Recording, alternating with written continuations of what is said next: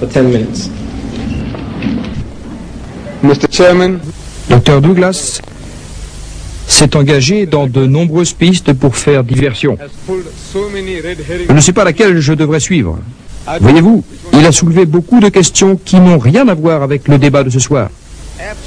L'authenticité des Écritures qui ne figurait pas à l'ordre du jour ce soir. J'ai eu un débat sur la question avec frère Jimmy Swaggart pendant la période consacrée aux questions et réponses. Brother Jimmy Swaggart, Et voilà qu'il me lance sur cette piste. our session, debate and question. Puis-je ignorer cela? À propos des variations dans le Coran, puis-je ignorer cela? Ou bien About the variations of à propos des différentes versions qu'il confond avec les différentes traductions du Coran, puis-je ignorer cela? compared to the translation of the En d'autres termes, c'est 10 minutes, voyez-vous. Tout sera perdu si je commence par suivre ces pistes qu'il a lancées pour jeter de la poudre aux yeux. Voyez-vous, that he has thrown. il a dit des choses contradictoires. You know, Il a dit que Jésus n'était pas vivant dans la tombe pendant 3 jours et 3 nuits. he was alive in the tomb Il a menti. for 3 days. Et en même temps, il dit qu'il a ressuscité au 3e jour. And now he said on the 3rd day he was resurrected. Je n'ai jamais rencontré une personne pareille. He is a unique person in my J'ai eu affaire à beaucoup de chrétiens instruits, mais aucun d'entre eux ne m'a dit que Jésus était vivant. me that Jesus was Il était mort, disait-il, sur la croix. Et pendant 3 jours et 3 nuits, il était mort dans la tombe et au 3e jour, il a ressuscité. 3rd day he was resurrected. Mais son idée, c'est qu'il n'était pas vivant. Know that he was alive. Alors, il courait avec With the des chiens de cour, avec des chiens de chasse à cour. hand with the hound. Il a parlé des différents sens du mot esprit ou spirituel. Spiritual, a spirit has so many J'en meanings conviens. Le mot esprit n'a pas toujours la même signification dans la Bible. in the Bible. Quand vous parlez d'esprit, ils vous disent c'est le Saint-Esprit. When you talk about the Ils disent l'Esprit de Dieu est venu sur moi, c'est-à-dire le Saint-Esprit. of God, La Bible parle de cet Esprit de Dieu. then the Bible Aucun chrétien ne dit qu'il existe cet Esprit de Dieu. in the world.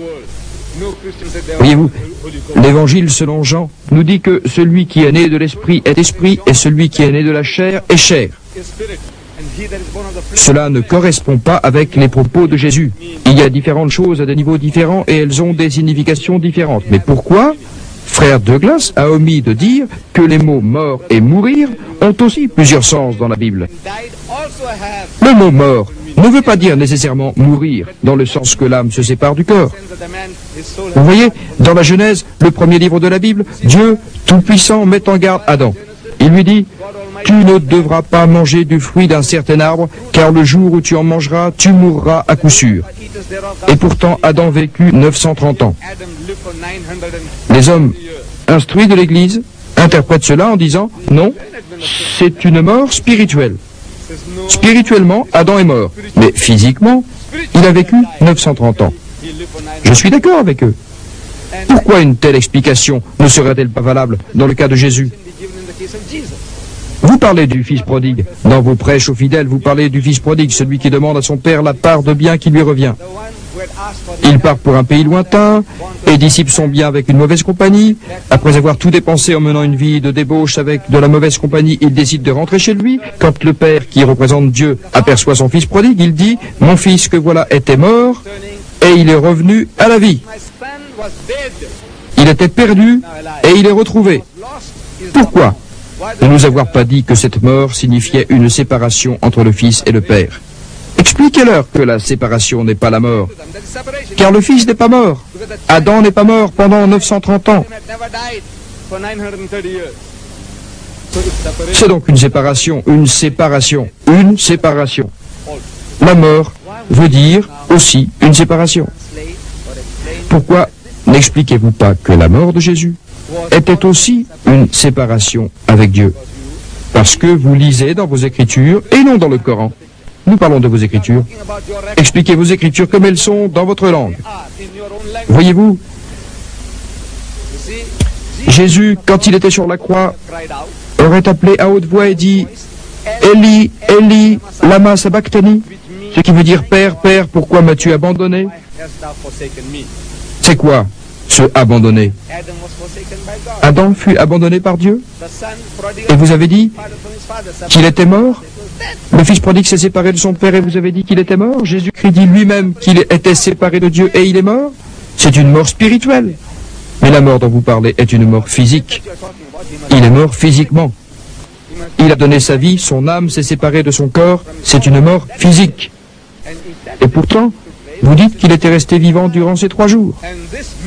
Et ce miracle dont Jésus parle, le miracle de Jonas, le miracle n'a pas eu lieu dans une tombe.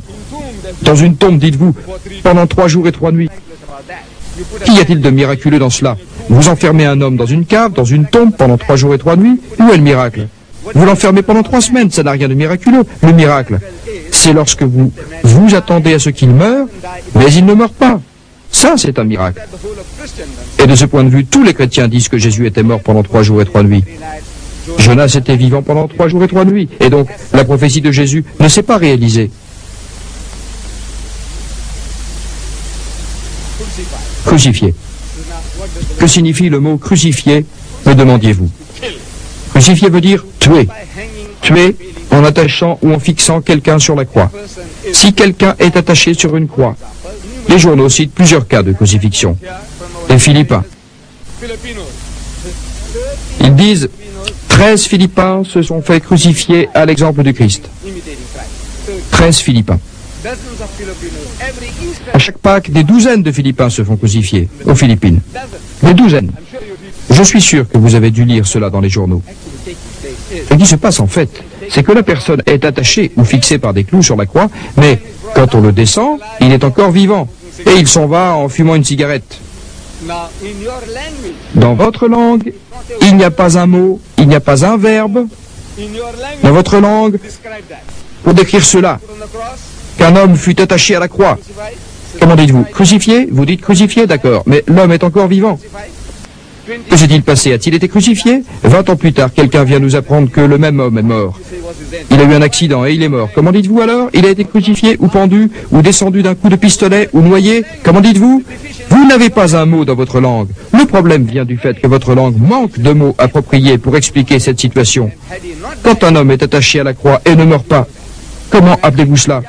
On emmène un homme à la potence, on lui passe une corde autour du cou et on tire la corde, mais avant d'expirer, on coupe la corde et on lui accorde la grâce. 10 ans plus tard, 15 ans plus tard, l'homme meurt de sa mort naturelle. A-t-il été pendu ou n'a-t-il pas été pendu?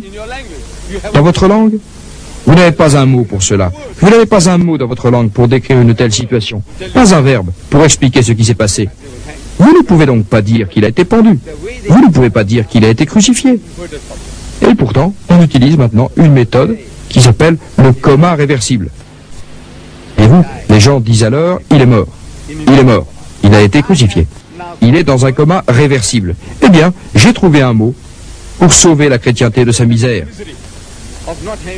De ne pas trouver un mot pour décrire cela. Et ce mot, c'est crucifixion. En d'autres termes, il s'agit d'un simple événement qui a eu lieu. L'homme n'est pas mort. Il n'a pas été crucifié dans un coma réversible. L'homme a été crucifié fictivement. Fictivement, c'est-à-dire qu'il s'agit d'une fiction. Crucifixion. F-I-C-T-I-O-N. Alors je ne sais pas ce que je pourrais encore dire brièvement. Écoutez,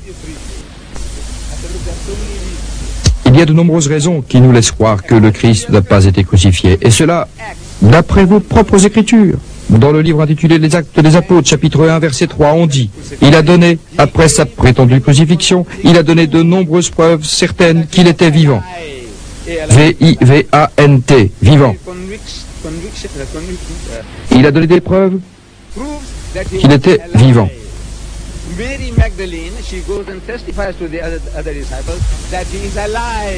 Marie-Madeleine est allée annoncer aux disciples qu'il était vivant. Ils n'arrivaient pas à le croire. Vivant, vivant et non ressuscité. Le mot utilisé, c'est vivant. Et il sera de nouveau utilisé lorsque 2 d'entre eux rencontreront Jésus alors qu'il se rendait à un village appelé Emmaüs.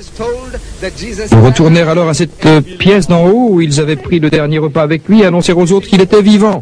Mais ils ne le crurent pas. On annonça également à Thomas que Jésus était vivant. Et il ne le crut pas. C'est vraiment étonnant. Vous lisez dans votre propre langue que le mot utilisé est vivant, vivant, vivant, vivant, et non ressuscité, ressuscité, ressuscité, ressuscité. Alors vous avez inventé le mot ressuscité et vous avez dit au monde que vivant et ressuscité, c'est exactement pareil. Ce n'est pas vrai. Vivant, c'est vivant. C'est comme si le Saint-Esprit n'a pas connu le mot ressuscité. Si les choses se sont passées comme vous le dites, alors le Saint-Esprit aurait dû inspirer à Luc, Marc, Matthieu et Jean qu'il est ressuscité, ressuscité. Pas seulement une fois, pas seulement une fois. Mais au lieu de dire ressuscité, ils ont dit vivant, vivant, vivant. Cet homme est-il déguisé? Éternellement déguisé? Ne se manifeste-t-il jamais? Pourquoi? S'il était vivant, s'il était ressuscité, il ne devrait plus avoir peur, car les Écritures disent, c'est le destin de tous les hommes de mourir une seule fois. Après cela, il y a le jugement. Vous ne pouvez pas mourir deux fois. Mais cet homme, vous voyez bien qu'il se conduit comme quelqu'un qui l'a échappé belle. Pilate a trouvé que cet homme n'était pas coupable.